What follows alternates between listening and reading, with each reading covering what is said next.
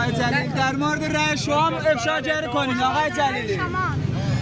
آقای جلیلی در مورد رأی شما لطفاً یه بیانیه بدید. میگن که شما رأی مثبت پس لطفاً ما رو از این سردرگمی در بیاریم. ممنون. چون دولت گفت چون همه رأی دادن. ناچارتم آقا. درود بر تنها نماینده‌ای که مخالف حاجی خدا حفظت کنه. آقای جلیلی ما از رأی شما حمایت میکنیم. خیلی ممنونیم از شما. فقط شما رأی دادید. خیلی ازتون ممنونیم. ما از شما انتظار داریم بیشتر پشت رهبرمون باشید. انشالله. ما فقط امیدمون به امثال شما.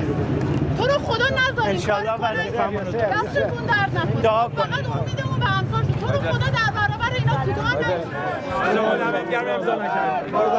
آقا راه بده.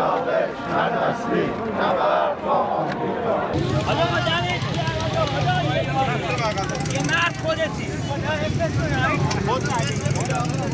فقط به خاطر رأیت که پای آقا وایسادی خدا عزتت بده. کوتاه نیا آقای جلیلی، کوتاه نیا.